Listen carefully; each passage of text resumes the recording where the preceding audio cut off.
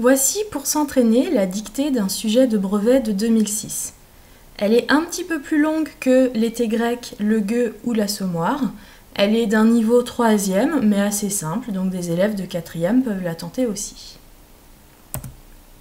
Je rappelle le déroulé d'une dictée. Donc d'abord, le professeur effectue la lecture découverte du texte. Pendant ce temps, il faut être attentif pour comprendre qui sont les personnages et commencer à réfléchir aux accords. Puis on passe à la dictée effective, donc par petits groupes de mots avec la ponctuation. Et enfin, le professeur termine par la relecture du texte sans la ponctuation. Puis on laisse le temps aux élèves de relire leur copie et de corriger si nécessaire. Donc le texte de cette dictée s'appuie sur un extrait d'une nouvelle intitulée Le Chineur de Merveille et il y aura comme nom propre le nom d'un établissement, la Croix des Vents. Voici la lecture découverte. Ce n'était pas une cité de misère, non. Juste un quartier sans passé, dénué de charme, de fantaisie, d'animation. On l'avait planté là, à la hâte, une vingtaine d'années plus tôt, à la périphérie d'une petite ville, elle-même fort assoupie.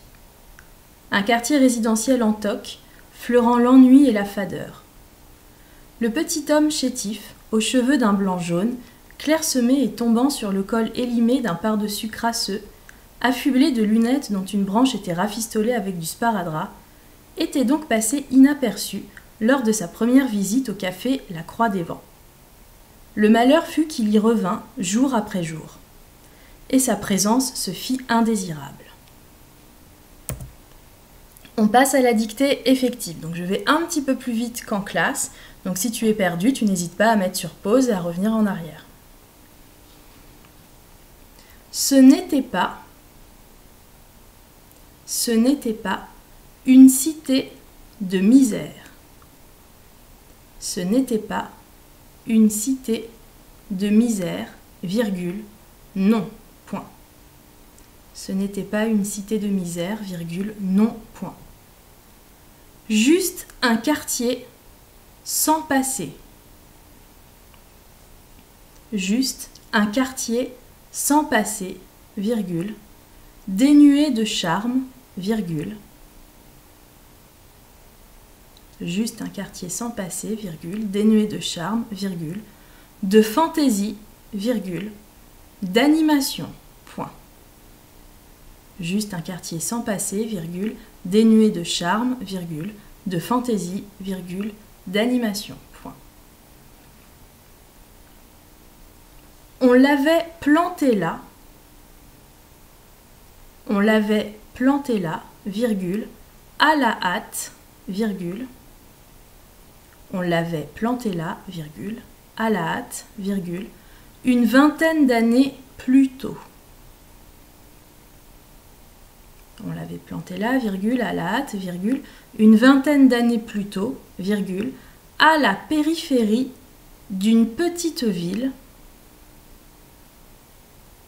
à la périphérie d'une petite ville, elle-même fort assoupie. Point.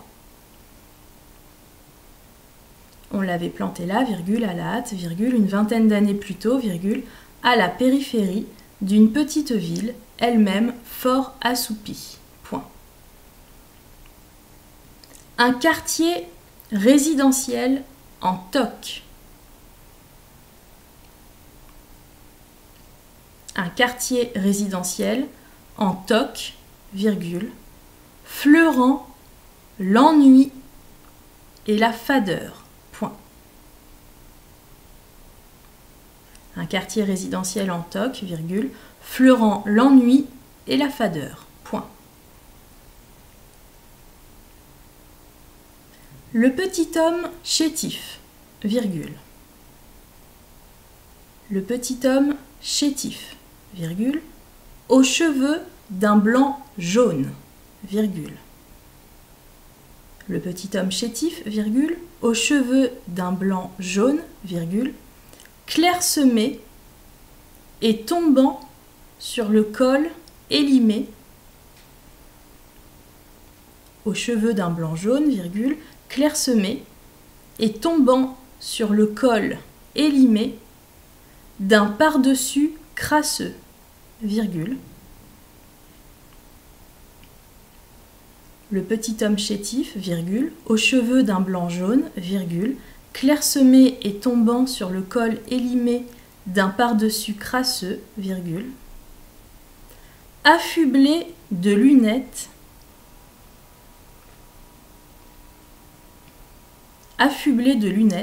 dont une branche était rafistolée, affublé de lunettes, dont une branche était rafistolée avec du sparadrap, virgule. Le petit homme chétif, virgule, aux cheveux d'un blanc jaune, virgule, clairsemé et tombant sur le col élimé d'un par-dessus crasseux, virgule, affublé de lunettes dont une branche était rafistolée avec du sparadrap, virgule, était donc passé inaperçu. Était donc passé inaperçu lors de sa première visite. Était donc passé inaperçu lors de sa première visite au café La Croix des Vents. Point. Était donc passé inaperçu lors de sa première visite au café La Croix des Vents. Point. Le malheur fut qu'il y revint, virgule, jour après jour. Point. Le malheur fut qu'il y revint jour après jour. Point. Et sa présence se fit indésirable. Point final. Et sa présence se fit indésirable. Point final. On passe à la relecture, donc l'occasion de vérifier qu'il ne manque aucun mot. Ce n'était pas une cité de misère, non. Juste un quartier sans passé, dénué de charme, de fantaisie, d'animation. On l'avait planté là, à la hâte, une vingtaine d'années plus tôt, à la périphérie d'une petite ville, elle-même fort assoupie. Un quartier résidentiel en toc, fleurant l'ennui et la fadeur. Le petit homme chétif, aux cheveux d'un blanc jaune, clairsemé et tombant sur le col élimé d'un par-dessus crasseux, affublé de lunettes dont une branche était rafistolée avec du sparadrap, était donc passé inaperçu lors de sa première visite au café La Croix des Vents. Le malheur fut qu'il y revint jour après jour, et sa présence se fit indésirable. Donc maintenant c'est à toi de te relire en vérifiant les mots variables, donc déterminants, noms, adjectifs, ainsi que les verbes, les terminaisons verbales et notamment les homophones dont il faut se méfier. Donc tu mets la vidéo sur pause et tu prends ton temps pour éviter les étourderies. La correction va apparaître par étapes. Donc d'abord, les mots invariables, les mots qui ne posent pas problème ou les mots qu'un élève ne connaît pas forcément et où c'est pas très gênant si tu les as mal orthographiés. Donc par exemple, périphérie, si tu ne savais pas que c'était PH, bon, c'est pas gênant. L'expression en toc, le nom commun fadeur, le par-dessus, attention, c'est en un seul mot, c'est un manteau. L'adjectif chétif ou le nom sparadrap, si tu as fait des fautes lexicales dessus, ce n'est pas grave. Tant que tu les as bien accordés, c'est le principal. Ensuite, les accords dans le groupe nominal. Donc il y avait un certain nombre de groupes nominaux, comme tu peux voir avec le code couleur. Donc ce qui pouvait poser problème, le premier adjectif dénué. Donc attention, ça qualifiait le nom quartier, donc masculin singulier, donc dénué et le accent aigu. Ensuite, une vingtaine d'années, il faudra penser du coup à accorder année au pluriel. La périphérie d'une petite ville, l'accord ne posait pas problème, il fallait se méfier du pronom elle-même qui reprend la petite ville, donc c'est du féminin singulier. On pense à mettre un trait d'union entre elle et même. Fort assoupi. Assoupi est un adjectif qualificatif qui qualifie la ville, donc assoupi féminin singulier IE. Un quartier résidentiel, alors c'est pas grave si tu ne savais pas trop comment s'écrivait résidentiel, tant que tu l'as accordé correctement avec quartier, donc masculin singulier. Le petit homme chétif, on a vu comment s'écrivait l'adjectif chétif, il qualifie homme, donc pas de E à la fin. Ensuite, les cheveux d'un blanc jaune, jaune qualifie blanc, qui là fonctionne comme un nom. Par contre, clairsemé, attention, il n'allait pas avec jaune, puisque ce qui est clairsemé, ce sont les cheveux. Donc clairsemé, masculin pluriel. Ensuite, sur le col élimé, élimé qui est un synonyme de abîmé, en mauvais état. Donc élimé qualifie le col du vêtement, donc masculin singulier. Le par-dessus crasseux, crasseux masculin singulier. Alors comme c'est un adjectif en E, il prend un X même au singulier, attention. Ensuite, affublé de lunettes, c'était le petit homme chétif, donc masculin singulier. Était passé inaperçu. Inaperçu, c'est toujours ce petit homme chétif, donc on accorde au masculin singulier U. Sa première visite, normalement, il n'y avait pas de problème d'accord. Le malheur, sa présence.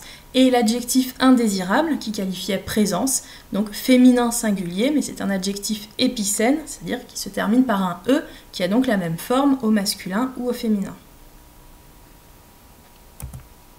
Maintenant, les homophones. Ce n'était pas une cité de misère, donc on écrit CE, puisqu'on peut remplacer par cela, le pronom cela. Un quartier sans passé, donc c'est la préposition sans, donc privatif de.